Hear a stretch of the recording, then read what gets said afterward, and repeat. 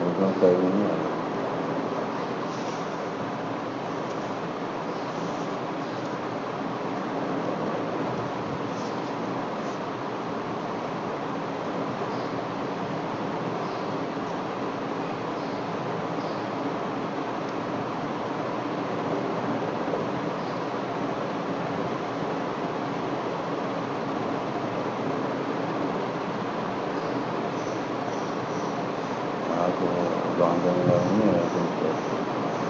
ہم آ کر گان دیکھ چھوڑتی ہیں جان دیکھ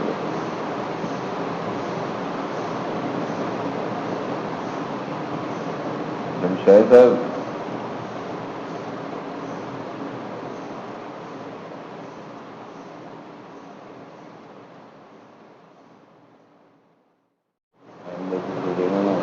وجہ گان دیکھ جان دیکھ گان گان دیکھ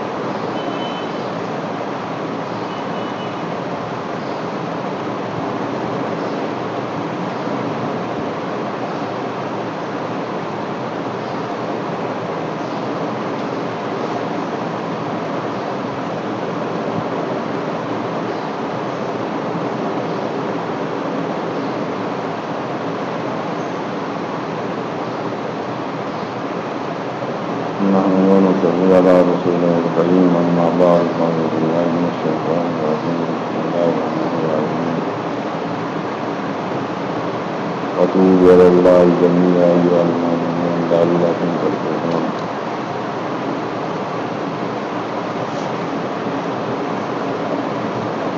میرے عزیز دوست بھائیوں، رمضان المبارک کا مہینے کا دوسرا عشرہ مغفرت جو تقریباً آدھا گزر چکا ہے اور چند ہی دن باقی ہیں. حضور نبی کریم صلی اللہ علیہ وسلم نے ارشاد فرمایا کہ رمضان المبارک کا پہلا عشرہ رحمت ہے، دوسرا عشرہ مغفرت کا ہے. کہ اللہ جل شانہ اس عشرے میں اپنے بندوں کی مغفرت فرماتا ہے، بشرطے کہ وہ ایمان والا ہو اور اس کے کھاتے میں حقوق العباد نہ ہوں، کیونکہ حقوق العباد کی معافی بغیر پہلے حق کے معاف کرنے کے نہیں ہو سکتی. اس لیے باقی اللہ جو چاہتا ہے اپنے بندوں کے گناہ معاف کر دیتا ہے. تو اس لیے اس عشرے میں بھرپور کوشش کرنی چاہیے کہ ہم اپنے گناہوں کی بخشش کروا لیں. اللہ جل شانہ کی تو سزا آتی ہے کہ کوئی ہے بخشش مانگنے والا، میں اس کو بخشوں. تو رمضان المبارک میں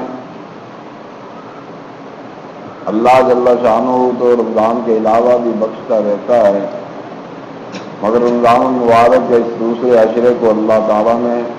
خصوصیت سے بخشش کے لیے رکھا ہے. اب یہ ایمان والا ہے اور مسلمان کی اپنی ہمت ہے کہ وہ اپنی بخشش کروا سکتا ہے یا نہیں کروا سکتا. اس لیے کیونکہ دنیا کے اندر یہ دارالاسباب ہے، یہاں پر اللہ تعالیٰ نے جس کو جو کچھ بھی دیا ہے، خواہ وہ مادی چیزیں ہوں خواہ وہ روحانی ہوں، وہ کسی نہ کسی سبب کے پردے میں عطا کی ہیں. اگر کہ اللہ جل شانہ اس بات پہ قادر ہے کہ وہ بغیر پردہ کے بھی عطا کر دیں، مگر چونکہ سنت اللہ یہ نہیں ہے، سنت اللہ یہی جاری ہے کہ اللہ تعالیٰ نے جس کو جو کچھ دینا ہوتا ہے اس کا کوئی سبب ہوتا ہے. اسی طرح مغفرت اللہ نے فرمانی ہوتی ہے، مگر اس کے لیے کچھ نہ کوئی سبب ضرور ہو. وہ سبب کیا ہے کہ بندے کا رجوع ہے اللہ، کہ بندہ جو ہے اللہ کی طرف متوجہ ہو. اکثر اکابرین مثال دیتے ہیں کہ ماں کی شفقت میں کوئی شک نہیں ہوتا، بیٹا بھی اسی کا ہوتا ہے، بچہ جو بھی ہو ماں ہی کا ہوتا ہے، ماں کو بھی معلوم ہے. مگر ماں جو اس پر دودھ پلانے کی شفقت کرتی ہے وہ اسی وقت کرتی ہے جب بچہ روتا ہے. اس لیے جو بچہ بولتا نہیں، جو بچہ سمجھتا نہیں، مگر اللہ تعالیٰ نے اس کو پیدا ہوتے ہی اس کی فطرت میں رکھ دیا کہ جب اس کو کوئی ضرورت ہوگی اور وہ کسی ضرورت کو محسوس کرتا ہے تو وہ رو کر اپنی ماں کو متوجہ کرتا ہے کہ مجھے یہ چیز چاہیے. گرمی لگے، سردی لگے اور جناب بھوک لگے، پیاس لگے، تو ماں اس کی اس غیبانہ زبان کو سمجھتی ہے. تو اس لیے ماں سے دودھ لینے کے لیے ضروری ہے کہ بچہ روئے. اگرچہ ماں جو دودھ پلائے گی وہ اپنی شفقت کی بنیاد پر پلائے گی. اگر کوئی ماں سنگ دل ہو تو وہ ظاہر بات ہے کہ وہ روتا رہے بچہ پھر بھی نہیں اٹھائے گی، مگر اللہ تعالیٰ نے ہر ماں کے دل کے اندر ایک شفقت رکھی ہے، اور وہ شفقت جو ہے اس بچے کے رونے کو سمجھتی ہے تو وہ بچے کو دودھ پلاتی ہے۔ اسی طرح اللہ جل شانہ جس کو چاہے بخشے، نہ تو اس کو کوئی روک ٹوک کر سکتا ہے، تاہم اتنی بات ضرور ہے کہ اس کے لیے کچھ نہ کچھ ہاتھ پاؤں مارنے پڑتے ہیں، کوئی 2 نفل توبہ کے پڑھنے پڑتے ہیں، آئندہ گناہوں سے بچنے کی فکر کرنی پڑتی ہے، اور اللہ سے معافی مانگی جاتی ہے کہ اللہ میرے گناہوں کو معاف کر دے۔ اب ایک آدمی بالکل سرے سے زبان پر لانا ہی نہیں چاہتا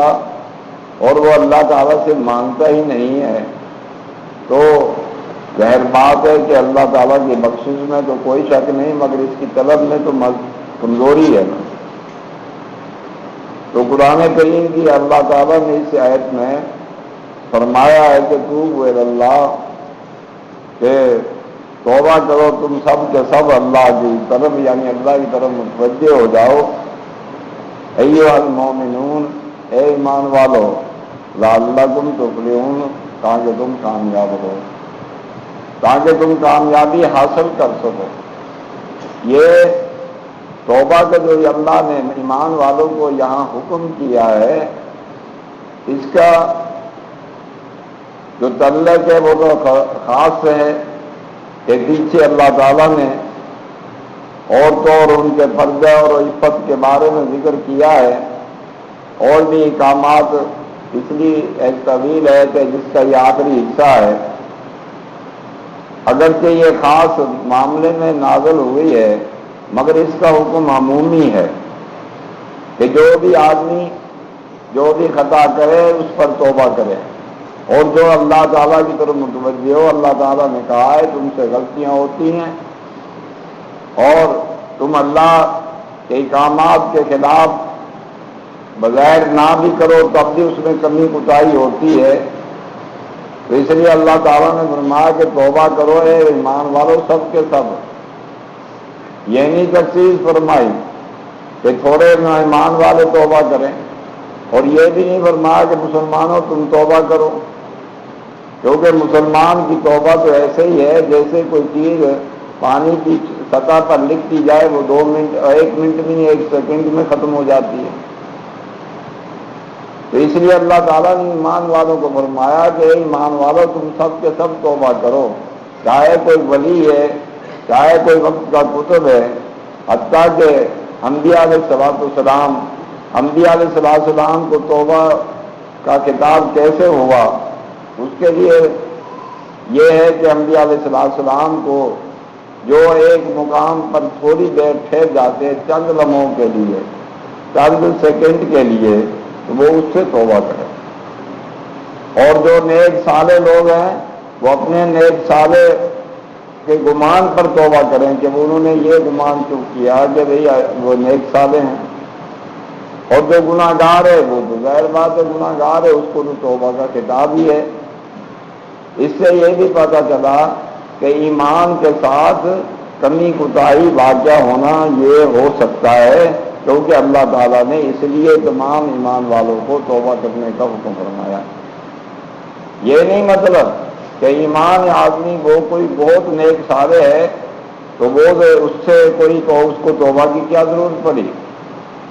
سرکار دو عالم صلی اللہ علیہ وسلم فرماتے ہیں کہ میں 70 مرتبہ سے زیادہ استغفار کرتا ہوں۔ اس بات پر حضرت صلی اللہ علیہ وسلم جو سید المعصومین تھے، وہ کس بات میں استغفار کرتے تھے؟ تو انبیاء علیہ السلام کا استغفار جو ہوتا ہے وہ درجات کی بلندی کے لیے ہوتا ہے، اور نیک لوگوں کا بھی اسی طرح۔ البتہ ایمان والا ایمان ہوتے ہوئے کبھی کمی کوتاہی کر جائے تو اس پر اللہ تعالیٰ نے توبہ کا حکم فرمایا کہ تم سب کے سب توبہ کرو، اور اس کا فائدہ کیا ہوگا؟ لعلکم تفلحون، تاکہ تم جو ہے کامیاب ہو سکو۔ تو اس سے پتہ چلا کہ کامیابی کے لیے توبہ کا ہونا ضروری ہے۔ آپ کو معلوم ہونا چاہیے کہ ہر آدمی جو کام سیکھتا ہے پہلے اس کی ابتدا کرتا ہے۔ مثال کے طور پر ایک آدمی درزی کے پاس ایک بچے کو بٹھا دیا جاتا ہے تو وہ پہلے اس کو کوئی ٹانکا وغیرہ لگانا سکھائے گا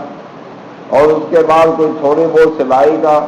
اور آخر میں جا کر کٹائی کا کام سکھائے گا۔ اسی طرح آپ ایک بچے کو سکول میں داخل کریں تو ابتدا میں اس کو چھوٹا سا قاعدہ پڑھائیں گے، حروف سے شناخت کریں گے، اور اس کے بعد پھر یہ بنیاد ہے ایم اے اور جناب والا ڈگریوں کی۔ اگرچہ پہلی جماعت میں چھوٹا سا قاعدہ پڑھنے کے پر کوئی ڈگری نہیں ملتی اور کوئی نوکری نہیں ملتی، مگر تمام نوکریوں اور تمام دنیاوی جاؤ جلال کی یہ بنیاد ہے۔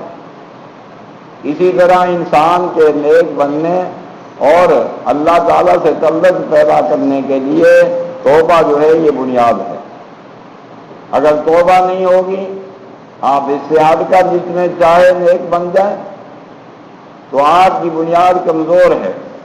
اس لیے کہتے ہیں کہ سب سے جو آدمی اللہ کی طرف متوجہ ہوتا ہے، اور آدمیوں کا متوجہ ہونا مختلف قسم کا ہوتا ہے۔ ایک کافر ہے، جب وہ متوجہ ہوگا تو اس کی توبہ یہ ہے کہ وہ ایمان لائے، اور جو ایمان والا ہے اس کی توجہ اور اس کے جب اللہ کی طرف متوجہ ہوگا تو اس کی توبہ یہ ہے کہ وہ گناہوں سے توبہ کرے، کہ جتنی نافرمانی کے اسباب ہیں ان کو اپنے سے دور کرے، ظاہری ہوں یا باطنی ہوں۔ ظاہری طور پر جیسے چوری چکاری، بدماشی، یاشی اور زنا، شراب اور اللہ تعالیٰ کے حکموں کو چھوڑنا، جیسے بے نمازی ہونا، اور اگر مال دار ہے تو زکوٰۃ نہ دینا، اور اگر وہ صحب استطاعت ہے اور حج نہ کرنا، یہ بھی بڑے بڑے گناہ ہیں۔ مگر یاد رکھنا چاہیے ہر ایک گناہ کی توبہ جدا ہوتی ہے۔ ایک وہ گناہ ہے جو اس نے چھپ کر کیا ہے، جیسے کسی نے زنا کیا اور اس کے پاس 4 گواہ نہیں ہے، اس کو کسی نے دیکھا نہیں ہے، اس نے چھپ کر کیا ہے، تو چھپ کر اللہ سے توبہ کر لے، اللہ معاف کر دیں گے۔ آئندہ پکا ارادہ کرے کہ میں نے یہ کام نہیں کرنا۔ اسی طرح ایک آدمی شراب پینے کا گناہ کرتا ہے، اگر وہ کہے کہ جی میں نے چپکے سے اور شراب پینے سے توبہ کر لی ہے، اس کی یہ توبہ معتبر نہیں، بلکہ جن لوگوں کو اس کے شراب پینے کا پتہ ہے ان کو اس کے شراب نہ پینے کا بھی پتہ ہو۔ اسی طرح ایک آدمی چوری چکاری کرتا ہے، یہ کہے کہ جی میں نے توبہ کر لی، اور اس کی توبہ کا اعتبار تبھی ہوگا جب یہ چوری شدہ مال ان مالکوں کو واپس کرے گا۔ اگر جو چوری شدہ مال واپس نہیں کرتا یا معاف نہیں کرواتا تو اس کی توبہ نہیں ہوگی۔ حضرت فضیل بن یاد رحم اللہ تعالی علیہ، جو ابتدائی زمانے میں ڈاکوؤں کے سردار تھے، اور ایک دفعہ ڈاکے کے لیے قافلہ لوٹنے کے لیے گئے، کیونکہ یہ سردار تھے، تو ایک خیمے کے اندر ایک نوجوان لڑکی تلاوت کر رہی تھی اور مخبروں نے بتایا، تو جب یہ اس خیمے کے دروازے پر گئے تو وہ قرآن پاک کی تلاوت کر رہی اور اس آیت کو تلاوت کر رہی تھی کہ علم یعنی للذین، کہ کیا وہ وقت نہیں آیا ایمان والوں کے لیے کہ وہ اللہ کی طرف متوجہ ہو جائیں، اللہ سے ڈر جائیں۔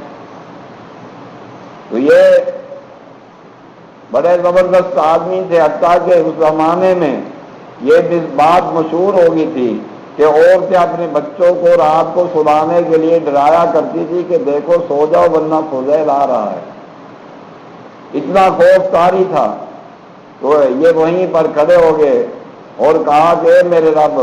فضیل کے لیے وہ وقت آ گیا ہے کہ وہ تیری طرف رجوع کرے۔ اور وہاں سے آگے اور جو جتنے عرصے میں مال لوٹا تھا، جن جن کافروں کا لوٹا تھا، جب اللہ تعالیٰ ہدایت دینے پہ آتا ہے تو انسان کو اسباب بھی عطا کر دیتا ہے۔ تو ان کی ایک عادت تھی کہ جو مال اس کے حصے میں آتا تھا اس کی فہرست بنا لیتے تھے کہ یہ مال کس کا ہے۔ تو خیر توبہ کر لی۔ اب توبہ کے بعد ہماری طرح کے تو تھے نہیں کہ جی ہم نے توبہ کر لیا، اب کھایا پیا حرام جتنا بھی کھایا ہے وہ سارا اب حلال ہو گیا، یہ تو ان کے ذہن میں نہیں تھا۔ یہ تو آج کل کے دور کی گھڑی ہوئی بات ہے۔ حالانکہ جن کا آپ نے حق مارا ہے وہ تو حق ادا کرنا پڑے گا۔ اللہ تعالیٰ نے اعلان کیا ہے کہ میں اپنا حق معاف کر دوں گا جب چاہوں، اور اگر کسی نے میرے بندوں کا حق دینا ہے تو وہ جب تک معاف نہیں کرے گا تو معاف نہیں ہوگا۔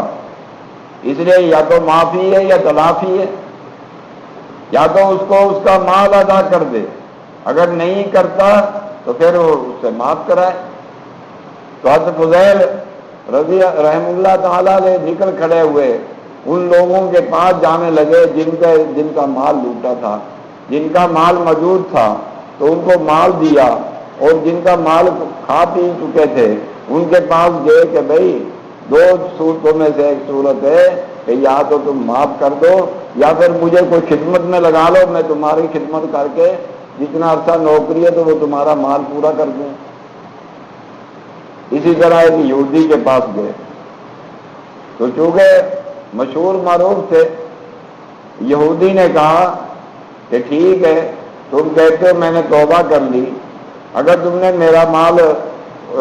لوٹا تھا میں تو نہیں معاف کرتا۔ اس نے کہا پھر کوئی مزدوری کروا لو، انہوں نے کہا وہ بھی نہیں کرواتا۔ انہوں نے کہا بس آپ کل آئیں میں سوچوں گا اس بارے میں۔ حضرت فضیل بن یاد رحم اللہ تعالیٰ نے دوسرے دن گئے تو وہ یہودی بیٹھا ہوا تھا، اور اس نے کہا اچھا وہ طاق میں وہ جو الماری ہے اس کے طاق میں ایک تھیلی پڑی ہوئی ہے وہ اٹھا کر لا۔ تو وہ حضرت فضیل بن یاد وہ تھیلی اٹھا کر لائے تو اس نے کھولی تو وہ سونے کی ریت سے بھری ہوئی تھی۔ تو اس نے کہا اس یہودی نے کہ میں تمہیں دو خوشخبریاں سناتا ہوں، ایک تو یہ کہ تیری توبہ اللہ نے قبول کر لی، کیونکہ ہماری کتابوں میں لکھا ہوا ہے کہ دنیا میں جو آدمی سچے دل سے توبہ کر لیتا ہے اور اس کی توبہ قبول ہو جائے تو اگر وہ ریت کو بھی ہاتھ لگائے تو وہ بھی سونا بن جاتی ہے۔ تو میں نے اس کا تجربہ کیا، کل میرے پاس ریت موجود نہیں تھی تو میں نے انتظام کیا اور ریت کی تھیلی بھر کے رکھ دی، اور میں نے تجھے اس لیے کہا کہ اٹھا کر لا، اب تو نے جو اس کو ہاتھ لگایا تو وہ سونا بن گئی۔ ایک بات خوشخبری تو یہ ہے کہ اللہ نے تمہاری توبہ قبول کر لی۔ مگر آج کا زمانہ 100 کا زمانہ ہے، اور کہیں گے اچھا بھی ہم بھی سچے دل سے توبہ کرتے ہیں اور ایک تھیلی ریت کی بھر کے اٹھا لیتے ہیں اور سونا بن جائے گی۔ یہ یاد رکھے وہ یہودیوں کی کتاب میں لکھا ہوا تھا، کیونکہ حضور علیہ السلام سے پہلے بہت ساری باتیں ایسی ہوتی تھیں جو راز رکھنے کے باوجود بھی راز نہیں رہتی تھی، مگر حضور علیہ السلام کی تشریف آوری کے بعد اب اس طرح کی باتیں نہیں ہوتی کہ جناب والا جو اللہ نے راز رکھا ہے وہ راز ہی رہتا ہے۔ تو خیر ایک خوشخبری تو اس یہودی نے یہ بتائی، اور دوسری اس کو کہا کہ دوسری خوشخبری تمہارے لیے یہ ہے کہ تم مجھے کلمہ پڑھاؤ، میں مسلمان ہوتا ہوں۔ خیر وہ مسلمان ہو گیا یہودی، تو اس سے بڑی اور کیا سعادت تھی کہ جو ہی انہوں نے توبہ کا ارادہ کیا اور توبہ کی تو اللہ تعالیٰ نے ان کے ہاتھ پر ایک مسلمان کر دیا۔ تو میں اب یہ کر رہا تھا، اس لیے اللہ تعالیٰ نے توبہ کی جو ہے مختلف، ہر ایک کی توبہ مختلف ہوتی ہے۔ اگر اس نے حقوق العباد ضائع کیے ہیں تو وہ جب تک معافی نہیں مانگے گا اور جناب جب تک وہ معاف نہیں کر دے گا مالک تو اس کی توبہ سچی نہیں ہوگی۔ توبہ سچی ہونے کے لیے ضروری ہے کہ وہ اس سے معافی درخواست کرے۔ اور اسی طرح ایک آدمی نے نماز نہیں پڑھی، 15 سال کے بعد اس پہ نماز فرض ہوئی اور اس نے 25 سال تک نہیں پڑھی، 10 سال کا عرصہ نماز نہیں پڑھی، اور 10 سال کے بعد وہ متوجہ اللہ ہوا اور توبہ کرنا چاہیے، اور اس کی توبہ یہ ہے کہ وہ 10 سال کی نمازیں قضا کرے۔ اگر نمازیں قضا کرے گا تو توبہ اس کی پوری ہوگی، اگر نمازیں قضا نہیں کرے گا تو توبہ نہیں ہوگی۔ اسی طرح ایک آدمی نے رمضان المبارک کئی سال آتا رہا، اس میں روزے نہیں رکھے، اب جب بھی وہ توبہ کرے گا تو اس کے توبہ تبھی ہوگی جب وہ روزوں کی قضا کرے گا۔ اور ایک آدمی نے کسی کو تھپڑ مارا، بعد میں وہ نیک صالح بن گیا یا گالی دی تھی، تو اب توبہ اس کی اسی وقت کامل ہوگی جب وہ تھپڑ کا بدلہ دے دے اور گالی جو دی تھی وہ معاف کروا لے۔ اسی طرح کسی کی چوری چکاری کی تھی، وہاں جو ہے حقوق اللہ، اللہ کے حقوق، اور اللہ نے وہ فرض نہیں کیے۔ مثال کے طور پر ہم نے جناب والا کوئی ایسا گناہ کر لیا جس کا مخلوق کے ساتھ تعلق نہیں تھا، صرف ہماری ذات کے ساتھ تھا، کیونکہ وہ کچھ گناہ ایسے ہوتے ہیں جو آدمی خود بھی کرتا ہے دوسرے کو بھی پھنساتا ہے، اور کچھ گناہ ایسے ہوتے ہیں جو انسان خود کرتا ہے دوسرے کی ذات تک نہیں جاتے۔ تو اگر ایسے گناہ ہیں، اگر وہ حقوق اللہ سے تعلق رکھتے ہیں تو اللہ تعالیٰ معاف کر دیتے ہیں۔ جیسے کہ حدیث پاک میں آتا ہے کہ حضور علیہ السلام کو حضرت جبرائیل علیہ السلام نے آ کر عرض کیا کہ یا رسول اللہ تعالیٰ فرماتے ہیں میں شہید کا ہر گناہ معاف کر دوں گا مگر حقوق العباد، جو بھی اس کی سے خطا غلطی ہوئی ہے میں وہ اس کا پہلا قطرہ خون کا زمین پر گرتے ہی معاف کر دوں گا، مگر حقوق العباد نہیں معاف کروں گا جب تک کہ وہ حقوق العباد والا نہ معاف کر دے۔ دیکھو جان قربان کر دی اور جن میدان جہاد میں اس میں شہادت ہو گئی اور اس کی ساری بخشش ہو گئی، مگر حقوق العباد نہیں بخشے جاتے۔ اس لیے آج ہمارے معاشرے میں جتنے حقوق العباد کے بارے میں غفلت برتی جاتی ہے اس کی تو کوئی انتہا ہی نہیں۔ بیوی شوہر کے حقوق تلف کرتی ہے اور شوہر بیوی کے حقوق کو دباتا ہے، پڑوسی کے حقوق کو دباتا ہے، غرضے کے باپ بیٹے کے حقوق پر دبا کر بیٹھتا ہے، اور جناب بیٹا جو ہے والدین کے حقوق ادا کرنے کو تیار نہیں۔ تو اس لیے یہ رمضان المبارک کا مہینہ ہے اور توبہ کے عشرہ ہے، مغفرت کا عشرہ ہے، اس لیے سرکار دو عالم صلی اللہ علیہ وسلم نے فرمایا کہ جس آدمی نے رمضان المبارک میں اپنی مغفرت نہیں کروائی تو اس کے لیے ہلاکت ہے، کیونکہ جس کی رمضان المبارک میں بخشش نہیں ہو سکی تو وہ اور کن دنوں میں بخشش کروائے گا۔ اور جو آدمی دریا چلتے ہوئے پر بھی پیاسا رہتا ہے تو پھر وہ جناب چشموں سے کہاں سیراب ہوگا۔ رمضان المبارک تو اللہ کے رحمتوں کا برکتوں کا مہینہ ہے، اور اس میں اندھے کو بھی محسوس ہوتا ہے کہ کوئی نہ کوئی اس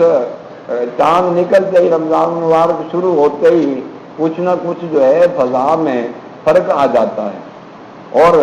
جو ہی عید کا چاند نکلے گا وہ ساری برکات اٹھ جائیں گی اور ساری رحمتیں جناب والا ہٹ جائیں گی، اور پھر وہی دیگر ہوگی، وہی معاملہ ہوگا جو عام طور پر ہوتا ہے۔ اس لیے رمضان المبارک کے ان ایام کو ہمیں چاہیے کہ ہم ان ایام کو وصول کریں، اللہ تعالیٰ سے معافی مانگیں، اگر حقوق العباد لوگوں کے حق کھائے ہیں اس کے ادائیگی کا ارادہ کر لیں، اور اللہ سے وعدہ کریں کہ اللہ میں پہلی فرصت میں یہ کام کروں گا۔ اور اس میں ایک بات بھی یاد رکھنی چاہیے کہ بعض اوقات ایک دفعہ ایک شیخ نوجوان نے توبہ کر لی اور انہوں میرے پاس آیا، اس نے کہا جی میں نے 14-15 سال کی عمر میں کسی کے پیسے اٹھائے تھے، اور آج کل کے نہیں ہزاروں کے نوٹ نہیں اٹھائے تھے، اس کو 5-10 روپے اٹھائے تھے، میں چاہتا ہوں اب میں اس کو ادا کر دوں۔ یہ تو انہوں نے مجھے آ کر قصہ سنایا، وہ اس نے ادا کرنے کا کیا کیا، وہ اس دکاندار کے پاس گیا، اس نے کہا کہ اس طرح کر کے میں اتنی عمر کا تھا، میں نے آپ کے گلے سے اتنے روپے اٹھا لے تھے تو وہ آپ دے رہے ہیں۔ اس نے کہا لو جی، اب پتہ چلا کہ تو چوری کرتا رہا ہے، میرے گلے سے تو 1000 روپے گیا ہے۔ اب اس کو لینے کے دینے پڑ گئے بیچارے کو۔ اس نے تو 15-20 روپے اٹھائے تھے، اس نے جناب والا کئی 100 روپے اس کے ذمہ لگا دیا۔ یہاں میرے پاس آیا تو مجھے قصہ سنایا۔ میں نے کہا تو نے پہلے مجھ سے پوچھ لیتا کہ بھئی میں اس طرح کر کے حق ادا کرنا چاہتا ہوں، تو کس طرح کروں؟ تو میں نے کہا تو نے جو جا کر اس سے بغیر مشورے کے حق ادا کرنے لگا تو وہ تو گلے میں فٹ ہو گیا۔ میں نے اس دکاندار کو پیغام بھیجا، میں نے کہا تیرے پاس کیا کوئی 2 گواہ موجود ہیں کہ جس نے دیکھا ہو کہ اس آدمی نے تیرے اتنے 100 روپے اٹھائے؟ اس نے کہا نہیں۔ میں نے کہا پھر وہ دیانتاً اس نے توبہ کی ہے، تو توبہ کرنے کے بعد وہ تجھے ادا کرنا چاہتا ہے، تو جناب والا وہ پیسے لے لے۔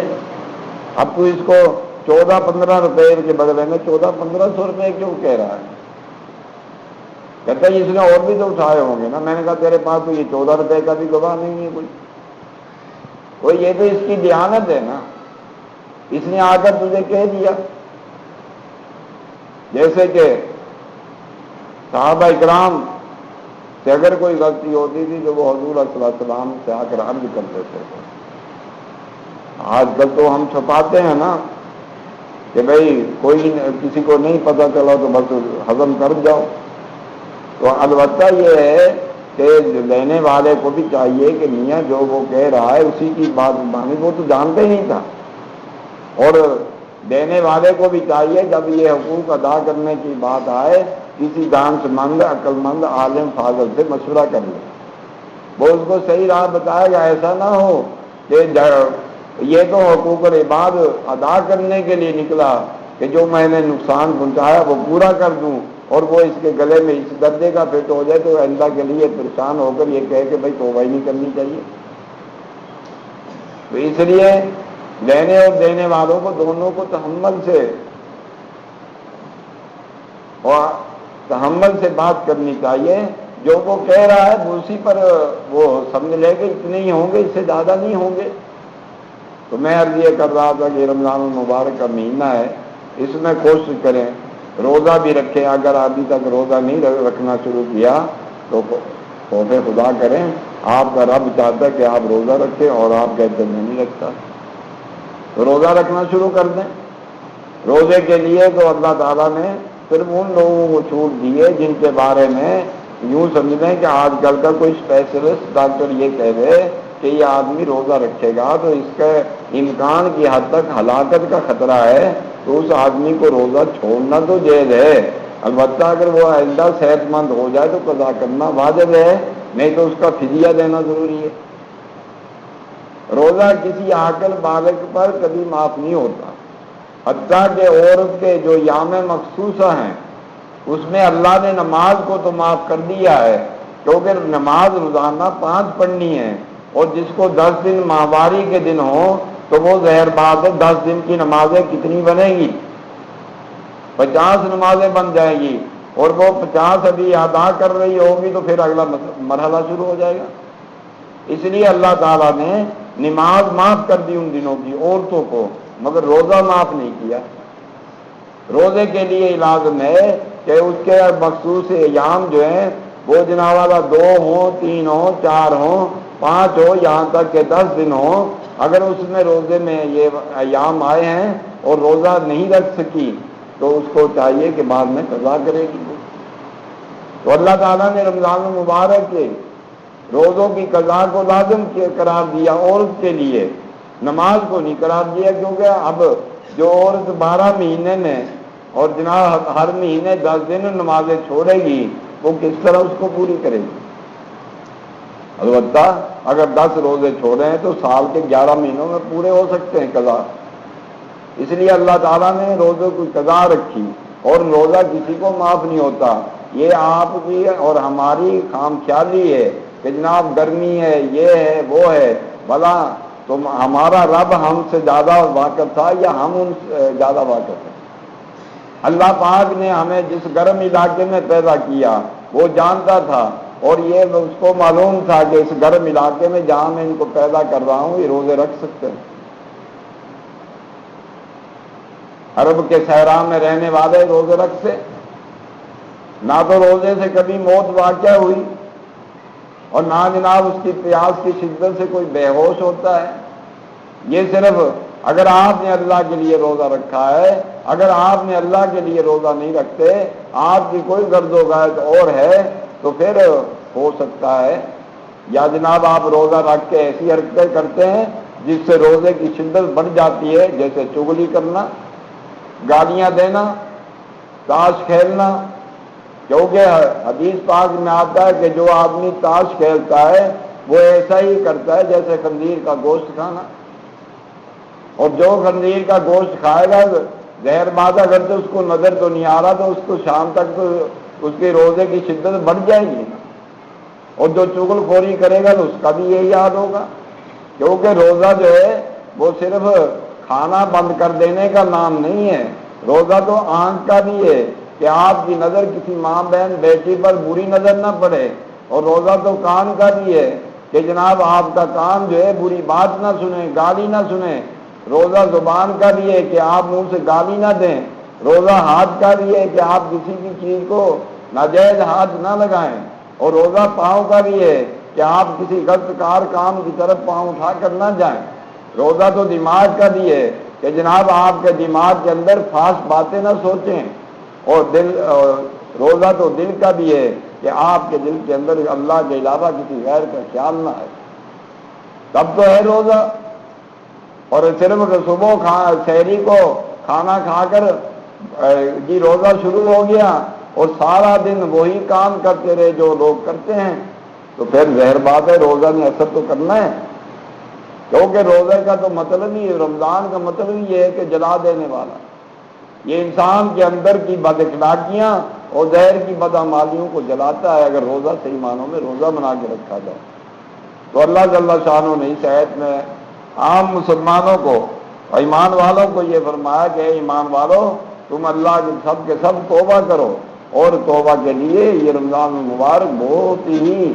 اہم ترین مہینہ ہے، یہاں توبہ کے اسباب سارے اللہ تعالیٰ عطا فرما دیتا ہے، اس لیے اس بات سے بھی توبہ کرنا چاہیے کہ ہم کن کن گناہوں میں مبتلا ہیں، اور اس سے بھی توبہ کرنی چاہیے کہ ہم نے روزہ چھوڑا ہے، اور جو باقی ہیں تو یہ تو رکھیں، اور روزے کے اندر اپنی زبان پر، اپنی آنکھ پر اور جھگڑے پر کنٹرول کرنا چاہیے، اور روایت میں آتا ہے کہ جب کوئی روزے دار سے جھگڑا کرے تو وہ اس کو یہ بات کہہ کر ہٹ جائے کہ میں تو روزے دار ہوں، میں تیرے ساتھ جھگڑا نہیں کر سکتا۔ اللہ پاک ہم سب کو دین پر عمل کرنے کی توفیق عطا فرمائے، اور اس رمضان المبارک کے جو باقی دن رہ گئے ہیں اس کی قدردانی کی توفیق عطا فرمائے۔ وآخر دعوانا الحمدللہ رب العالمین۔ یہ میں نے پہلے بھی 2-3 ماہ پہلے عرض کیا تھا کہ ہمارا یہاں سے رسالہ چھپتا ہے جس کا نام ہے صلو علیہ وآلہ، درود بھیجو حضور صلی اللہ علیہ وسلم پر اور ان کی آل پر، یہ اس کا نام ہے۔ اس میں مختلف مضامین ہوتے ہیں، عورتوں کے متعلق بھی عورتوں کے مضامین ہوتے ہیں، سیرت کے بارے میں، صحابہ کے بارے میں، بزرگوں کے حالات اور بزرگوں کے ارشادات بھی اس میں ہوتے ہیں۔ تو یہ رسالہ پہلے بھی میں نے عرض کیا تھا کہ ہمارا کام یہ رسالہ چھاپنے کا یہ مطلب ہرگز نہیں ہے کہ اس سے کوئی مال و دولت کمانا ہے، اس کی لاگت قیمت جو ہے وہ جو ہمیں یہ فروخت ہوتا ہے وہ 30 روپے میں فروخت ہوتا ہے، اور ہم آپ کے لیے پہلے بھی اعلان کیا تھا کہ یہ 25 روپے کا آپ کو یہاں نماز جمعہ کے بعد مل سکتا ہے، خود بھی پڑھیں، دوست احباب کو بھی دیں ترغیب کہ اس کو پڑھیں، اور اس میں چھوٹے چھوٹے مضامین ہوتے ہیں، اس میں تھکان بھی نہیں ہوتی۔ دوسری بات یہ ہے کہ اگر کسی کے پاس 25 بھی نہ ہو تو وہ 20 کا بھی لے سکتا ہے، کیونکہ مقصد تو ہے کہ دین کی بات اپنے مسلمان بھائیوں کے ہاتھ میں پہنچے اور وہ